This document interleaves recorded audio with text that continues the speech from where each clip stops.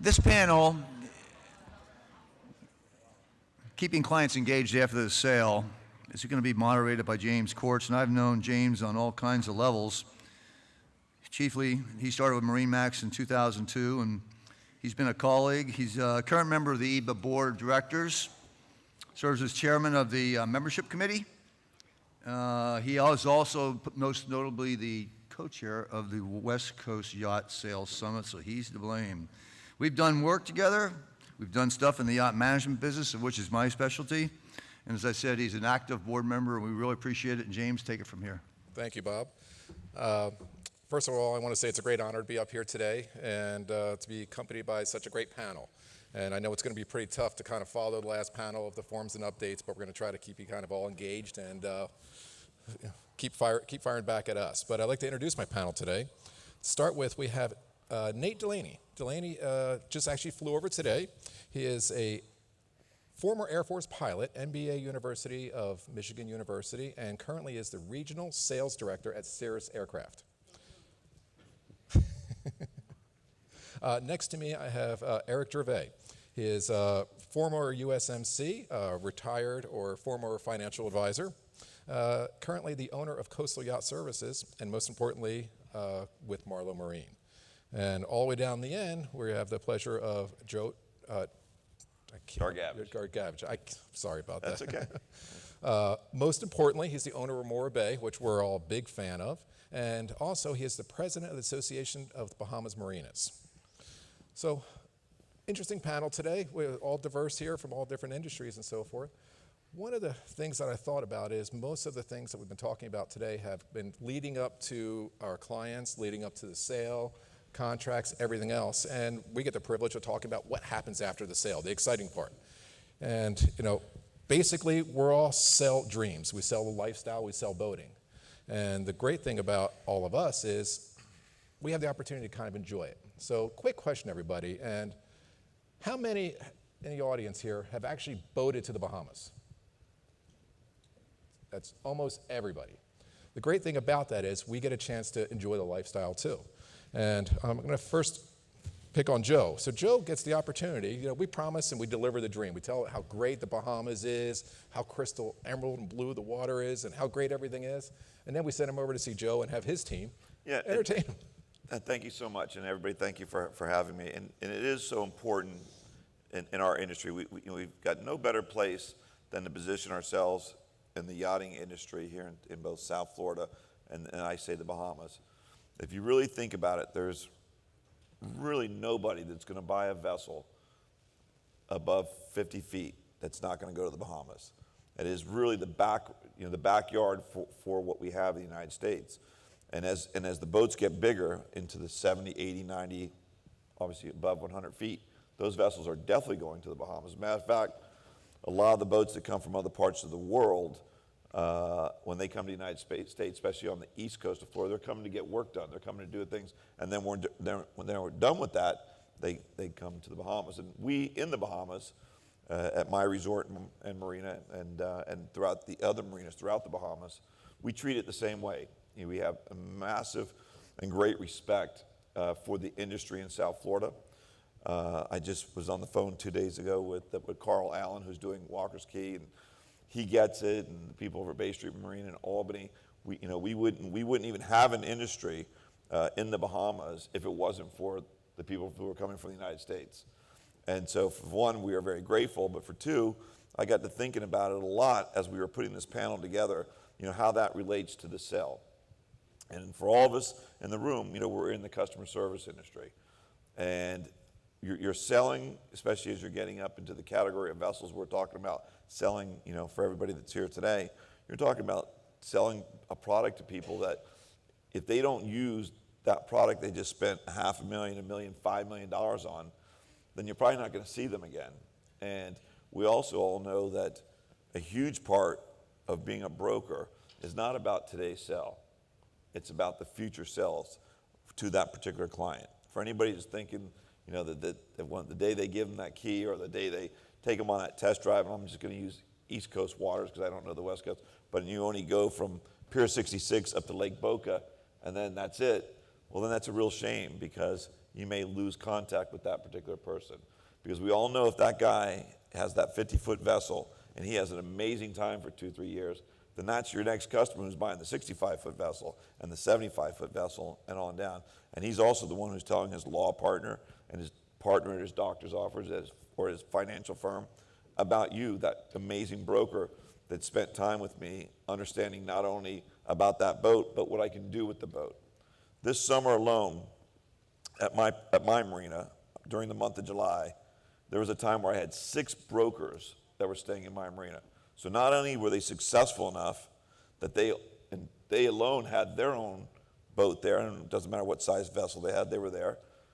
But they were there, each of them with multiple clients that they had sold boats to over the years, and now these clients were now friends of theirs. So not only were they there with them, spending time with them on their boat and on their boat, I was at many of the dinners or listened to them many times sitting in my restaurant. And the entire time, though they're being friendly and they're having a good time, they're selling their next boat. And then those people had their friends that are visiting those people, and they're selling them a boat too. But they can talk the talk. They can tell you about the Exumas. They can tell you about the Abacos, about Bimini, about Andros, Eleuthera, where I live in Harbor Island. You know, they understand it. They understand the region. They understand what they can do on that 75-foot vessel. If you're selling somebody a boat and know the boat like the back of your hand, but you can't tell that person where to go or what to do, then what real service are you really selling them? Because if that guy in the end doesn't really utilize that vessel and it lands up sitting there for 2 years and he doesn't go anywhere with it and really doesn't get a chance to enjoy it, well, he's most likely either going to sell it or not ever step up to another vessel. So that's really my thought and process on why it's really important to if you're going to make this a career and you really want to delve into to being an amazing broker, embrace the whole package, embrace all it is that you're selling, which isn't just the vessel. Absolutely, absolutely. And I think Eric can continue on that. Yeah, I was biting my lip over here. I think that's a great way to say that. I think we all want our clients to use our boats more. The boats like it more, we like it more, the clients like it more, everybody likes it more. But when I started this industry, I was a financial planner, just to oversimplify, bought a yacht service company, and all I really learned was all the bad stuff about boats. Everything breaks, what it costs, how often it breaks, and then I transitioned into the yacht sales side, and what I wanted to do was use my strengths, okay? I wanted to use my strengths to provide value to my customers that they couldn't get somewhere else. So I think of myself as a quarterback. I try to be the first point of contact with my customers because I do my orientation period. I go on a trip with them. I try to go for 3 days with them. I spend some time. I teach them how to use their boat. I teach them how to use the system. But when you're talking about an 80-foot Marlow Explorer in 3 days, that's like drinking from a fire hose. There's a lot of systems. That's a lot of information.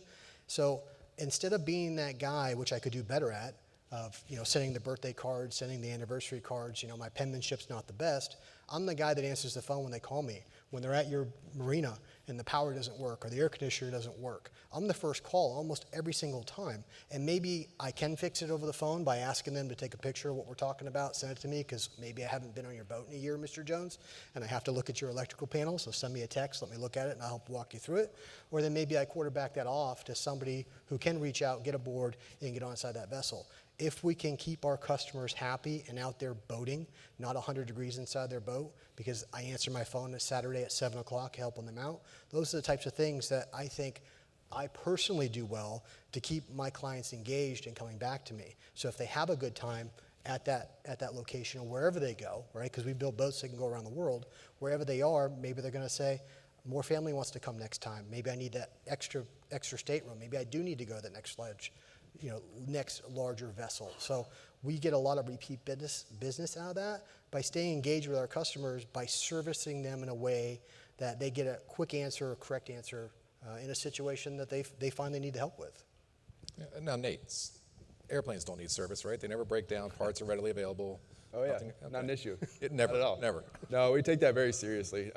So just to give a little bit of background, Cirrus Aircraft is the leading manufacturer of small airplanes at this point, as far as basically 5-person piston airplanes, and then we also have a personal jet, the SF-50 now. And so as we've grown, we delivered the first airplane in 1999, And so it's been just over 2 decades now since we've been delivering airplanes. We have close to 9,000 out there now. And with that comes the imperative that we need to service all these and provide a network for the customers to operate within. And so the way that we've built that is through independently owned service centers that are then Cirrus affiliates, as well as Cirrus training centers, which are independently owned and Cirrus affiliated. So what that does is it allows a lot of the risk to be put on the business owner, but still keeping the client engaged and in the network. But we do have to make sure that the Cirrus training center and the service centers are operating kind of in the same vein as Cirrus expects them to. And so in order to accomplish that, we put out things like there's what's called a playbook, where we kind of go through customer service and what we expect the customer experience to be as they walk in the front door, so that there is this level of standardization across the entire network. Another kind of secondary piece to that entire network, which directly fuels the business side, is the referral network that we've set up. So all of these partners are incentivized to provide referrals to myself or my counterparts for new sales. And what that does is a couple of things. Obviously, allows the partner to benefit from a new sale and kind of always have that in the back of their head. But also, it allows, a force multiplying aspect for myself. So I cover South Florida, and I have 8 training centers and 3 service centers currently in South Florida. And so now I have eyes and ears in at least 11 places at any given time that are helping to have these conversations with customers and make the introductions and provide that for the next step. And one step further is what's really interesting, I found interesting with Cirrus, is we make the last couple of years pretty good living on selling a lot of brokerage boats and the used boat market, and of course new vessels as well. But Cirrus only sells new. That's right. So the kind of, again, our structure is Cirrus is the manufacturer. We only sell new. And then we have 2 preferred partner brokers with Arista and Lone Mountain. And that's who we will refer back and forth between. And kind of the understanding there is that if they send somebody my way, they're still going to end up selling whatever airplane they were listing. And they might get a referral out of that new sale as well. So that's kind of the benefit. Now, one new program that we started a few years ago on the pre-owned side, which has been hugely successful, is Cirrus Embark. And so prior to 2017, any new airplane would come with 3 days of, and still does, come with 3 days of factory training up in Knoxville, Tennessee with a flight instructor. So that's designed to get you comfortable in your new airplane, get you flying it, and so that you can safely fly home. In 2017, we began this Embark program, which Cirrus will now pay for up to 3 days of transition training for any sale of a Cirrus. So it could be a 2001 plane that Joe sold to Ben in their hangars that are next to each other. As long as Ben applies for the training, Cirrus will then pay for up to 3 days of training for that individual with one of our partners. And so what that does, it brings Ben into the fold so that Cirrus is aware of him, he's aware of what we have to offer. It provides him standardized training, so he's a safe pilot, and now will feel comfortable in his airplane, and, oh, by the way, also not crash it and kill himself. And it provides an introduction. It does have a parachute, but we're not getting too far into that yet. It also provides an introduction to our, the independent partner who may not have known this person before. So everybody kind of wins with this type of concept. And again, the idea is just getting a customer into the environment, whether it's a pre-owned sale, new sale, whatever. Just get them into the environment and then cultivate that as you go. It's the brand. I mean, Cirrus has got to be one of the fastest growing, I think you said that, Cirrus was the fastest growing aircraft in the last 10, 15 years. Yeah, top selling, correct. What's the statistic versus number 2? I mean, it's a huge multiple last time. Yeah, I don't know. It's significant. It's though. ridiculous. Yeah, It's like 300 compared to like 30, if I remember. yeah. No, You guys are doing a good job with that. And the training, I think, is super important. You know, just because I didn't sell somebody a boat doesn't mean I should make sure that they don't know how to use it. I understand you've got FAA regulation. That thing, if it stops working, falls out of the sky. Mine still floats, but I should still try to give the best customer experience I can because that's our value, right? That's our big tool chest. These people are already proven buyers. Can I get them to want something else that I have, maybe bigger, smaller, or whatever? And education and knowledge is power, so keeping them happy, I mean, that's the way to go, no doubt. Right. So in your case, I mean, you provide this training on a boat that you didn't sell, and now you may be the first person that the buyer calls now for when he's ready for the upgrade, right? So that can be a powerful tool. I looked at it differently after speaking with you on our first call. You know, because if another broker comes in here and buys that boat, you know, with his client, I don't want to step on his toes. I don't want him to think I'm contacting his customer, but I also want to make sure the guy really knows how to use it. So if any brokers here do business with me, I want to help make sure that that customer is knowledgeable and happy and safe in that vessel. Because I think it's protecting the more brand. rewarding for all of us, yeah. Something else that's really fascinating to me is how we're very comfortable. We do a lot of rendezvous with our clients. We do a lot of destinations, incredible destinations, no doubt. And so maybe you can speak briefly on what Marlow does with their rendezvous, owner rendezvous, and experiences. I have to first thank the team that supports us behind us. None of us could do what we do without the team that makes it all happen. And when they make that happen, we've had twice a year events. We've had one times a year events. It's been a super popular thing for our family, because that's what we think of ourselves as Marlow owners, as our family gets together and we throw a great party. You guys have probably seen some of the articles in Southern Boating or different things throughout the years. We have costume events, we have educational events, we help our clients tie up when they get there. We bring our service department there, we help them fix things that could have gone wrong on their trip. And we just tried to add all the value we can because we have the knowledge. So if they show up and something's broken and I can fix it in 5 minutes, versus for them it would have been a 2-day headache to try to figure out how to get that accomplished. And we made huge gains. What's that do to your client retention? How many Marlow clients stay within the family? I think that we are very blessed to have had people start this company the way that they started it, and we get to carry it on the way that we're carrying it on because we do have a lot of repeat business.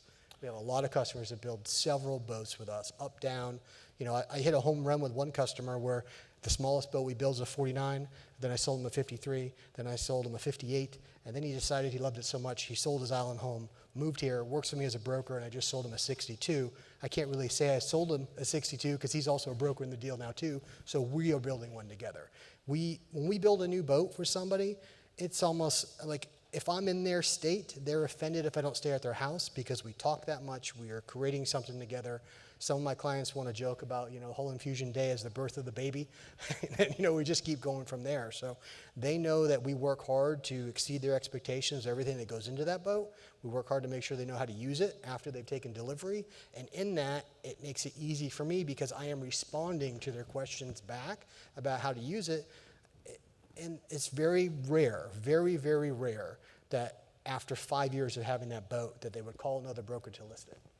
And James, talking about the rendezvous and it's interesting because for those of you organizations who don't do get-togethers, and it doesn't have to be a huge rendezvous, and it doesn't have to be to 3 different islands, it could be to Bimini, heck, it could be within your region and not going far. We've talked about this last week, we talked about this again last night. A lot of our companies really get into those things. The MarineMaxes of the world do an amazing job. We also know that it costs money to do those things, and I'll often hear from companies that maybe we were doing a number of rendezvous with them when I ask them, well, you're not going to come this year, and it usually comes down to dollars and cents and why they may or may not doing it. It comes out of the marketing budget and so forth. But I can tell you right now, it may be one of the single most important things that an organization can do. Because as me and James were talking, with my companies, we do a lot of events throughout the years, and so does he. And so, I'll be doing the Fort Lauderdale Boat Show, and I'm already thinking about the Miami and the West Palm Beach Boat Show. But recently I had James's whole group to my hotel and to our marina. And for those people that are coming to that event, that's like the single most important thing of the whole year for them. That's their event.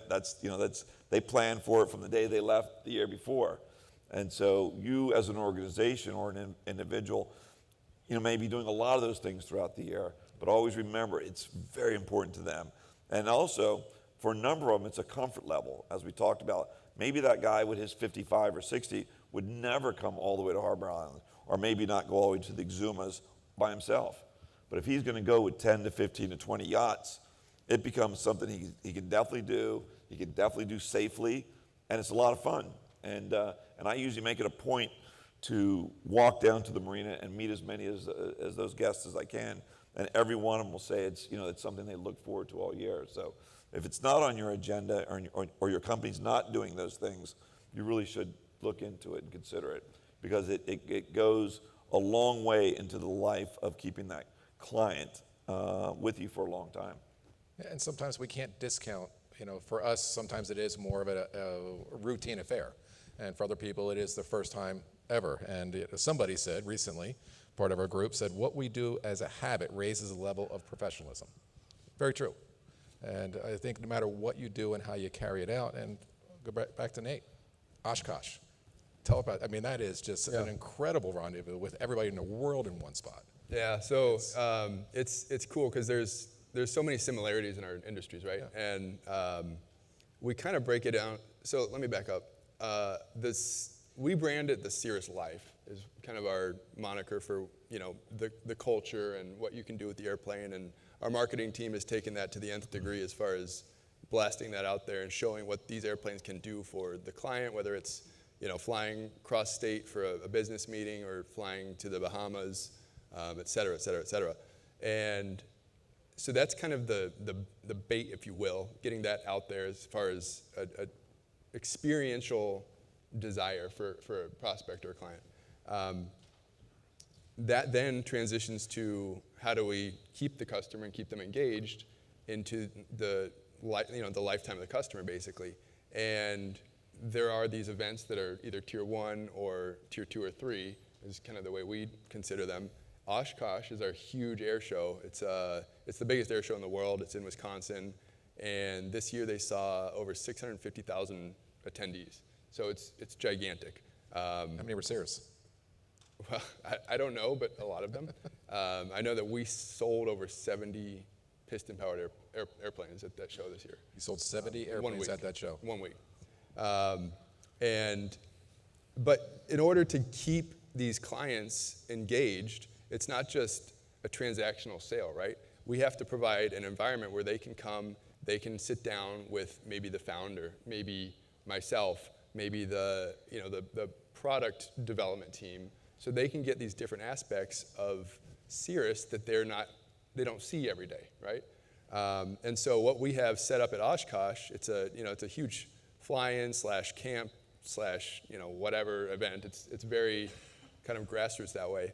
But we have an RV village set up that's the Cirrus Village, and every night it's a 7-day event. We'll have a dinner that is for Cirrus customers, and there'll be hundreds of people at these dinners, and that really does just allow them to sit down and have these kind of off-the-cuff conversations with people that resonate and that they can actually get something from. And then we also provide at our booth, there's obviously a owner's lounge and kind of taking care of them on that side as well. There's air conditioning, snacks, treats, et cetera. So that's kind of there's Oshkosh, and then you're probably familiar with Sun and Fun as well up in Lakeland. Those are kind of our big 2 events in the U.S. That we'll use. And then kind of on the tier 2/3 side is what I put together, and in my territory, which is just South Florida. And so, for example, there's a group in Naples called the High Flyers, and this was a group started not by myself. It was a Cirrus owner maybe 12 years ago, and it started just as 4 guys going out to lunch and talking about airplanes. It's now grown to 90 to 120 people on a given month, and we'll do it only in season, but every month we'll get everybody together in a hangar and bring in guest speakers so that they're engaged, they're getting something more than just an airplane out of this deal. And so it's kind of this multifaceted approach that, it really does it helps the customer feel engaged and included, which is so important for keeping a customer entertained, really. Yeah. No, just offering whatever you can after the sale, I think. Yeah, we do the similar thing at the boat shows. I mean, I know you guys have VIP parties. We do that as well. And the more often we can get together with our clients in a relaxed environment and just have fun, it seems to really bring everyone together in that family atmosphere. We find that you'll be at this VIP party, it'll be after the show, all the boats are open, owners only, and they start walking through and they see, oh, I didn't know you could do that. I didn't know you could do that. And then they start remembering how much fun they had building their first boat, and now all of a sudden you start speccing out a new boat. Maybe not because they really need it, but they just want to relive that passion of creating something new and seeing it and giving birth to that new vessel. It's really a unique thing, but you need all these different approaches to keep those clients engaged for those repeat business, after the sale. No, and I think sometimes it's the harder things that we do as well. There is the boat broke down in the Bahamas. There is medical emergency at Romora Bay. That when that person goes up and over the top, that offers, my own scenario was a life-saving event at Romora Bay.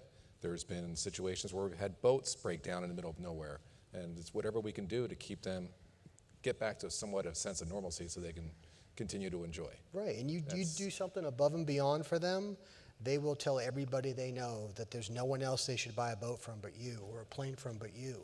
And somebody said here earlier, I think it was the finance guys, about every dollar you have, think of it as an employee and put it into work. It's the same thing with customers. If you can make one customer say nothing about you, versus one customer say 10 things bad about you, which pulls you down, versus one customer say 10 things good about you, that is just a multiplier that will accelerate your sales career. Yep. And a lot of this, quite honestly, even if you just take your individual person, your broker, because sometimes you're almost like an independent contractor, a lot of this doesn't even cost that much money. We're talking about it costs you your time. Mm-hmm. So if you sell that vessel and that person's really, eager to get out there and eager to do things, and you suggest to that person, you know what, I'll go along with you on your first trip to Bimini, or what, that's going to take you from Friday to Monday, and that's it. The owner's most likely going to pay for everything, okay, because he's so happy that you're coming to show him something, and it really, at the end of the day, it's costing you your time, just a little bit of your time, to take that relationship much further than handing over the keys and saying, like Bob said earlier, there's the possession. It's in the sales world, and I equate it to what we call the customer service world, because it's one and the same, and that's what I teach all my people, is that it never ends. It has to be constant all the time. Yeah. Well, time is the greatest commodity of life. Yeah. People have said it over and over again, and most of our clientele, it's this small. I forget who said it earlier. They'll spend $5 million a year just because time is not always on our side. So we have to remember that every day with our clients. And sometimes it costs more than just time. Sometimes it costs an airplane ticket to get somewhere. But when you go somewhere and they refuse to let you to have a hotel room because they'll kick their kids out of the bed for you to have a place to stay because you're a valuable asset, because they will learn something from you on that trip, or they just enjoy spending time with you. I'm getting on a plane tomorrow morning at 7 to go to Nantucket. I've got 4 hotel rooms I could stay on. I got 4 clients there, and they're fighting over where I'm staying because I add value. And that means that they call me, and that means we do repeat business. And I challenge everybody to narrow what you're selling down to an area that you want to be an expert of, and dive deep and be an expert of it, because the best doctors in the world don't try to specialize on everything, right? They pick something, and they are the expert on that. I chose to pick Marlow Explorers, and I am an expert on that. Yes, I've sold other brands. Am I as much of an expert in that other brand as I am my own brand? No, I'm not. But during the survey, I'm in the bilge, I'm learning everything I can. I bought that boat so I can add value during the orientation period. So if the owner or the captain calls, I can help quarterback the situation. Maybe I know the answer, maybe I don't, but I know which way to go. Perfect.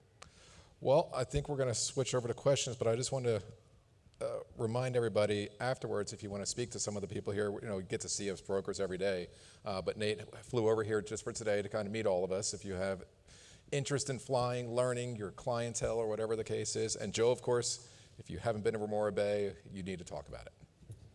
Maybe we can Absolutely, I have a program for, and I've done this for years, so anybody who is a broker and wants to come spend a weekend at our resort, we have a beautiful 5-star resort, just let me know, and come have a weekend. And not just because of my marina. I happen to live on an island that we're probably the most popular destination in the Caribbean, which is Harbor Island. So we've got 3 gorgeous marinas there, Valentine's and the New Island Club. So it's not just about me, it's about coming and experiencing the Bahamas in general. But if I could be a little part of that and facilitate that for you, please feel free to reach out. Thank you. What questions do we have in the audience?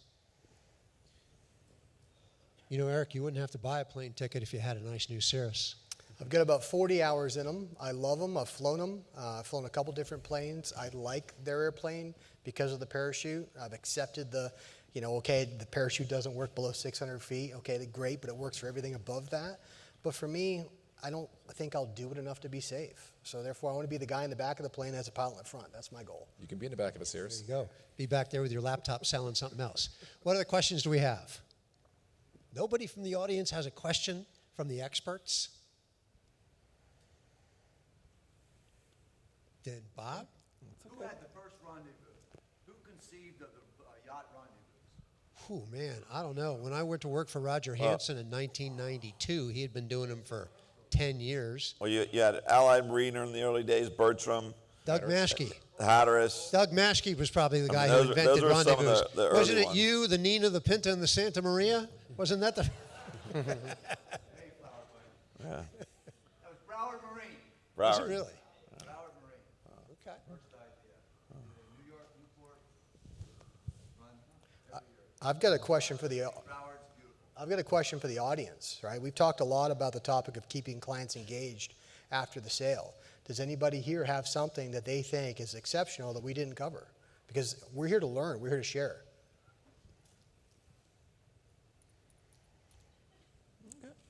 Wow. I never heard crickets in a conference room before. End of the day, everybody's tired. Craig, what's your favorite thing to do to stay engaged with your clients after the sale? I mean, I like all of us. We just stay in touch with them. They're our friends. To Eric's point, our family. And I've got folks. I sold a '57 Carver II out of Texas. They came up to Destin. They had an engine problem. I put them in my slip for 2 months while they waited for a part to show up. And we went out to dinner and we took their kids to the fishing tournament. I mean, it's just being in touch. Stay engaged. Anybody else have any other things that they do to stay engaged with their clients? One thing to piggyback on what these guys were saying is we talk about it all the time in our market. If we didn't show them how, they would never leave the county.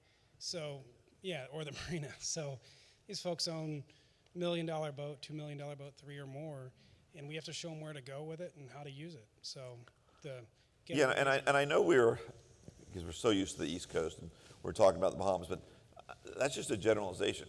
If you're based here in Sarasota and you build in a small itinerary that just takes you, to St. Petersburg for the weekend and back, that's almost the exact same thing. Trust me. Just getting them out there to understand their vessel, how to get from. Remember, most of these people a lot of these people won't even know how to get from point A to point B, and so that itinerary and that weekend that we're talking about doesn't have to be to Bimini. It could be to St. Petersburg. It's going to be the exact same concept. Yeah. I think that's got it. Bob, James, Eric, Thank Nate, you, everyone. Joe, thank you very, very Thank you. much. Thank you.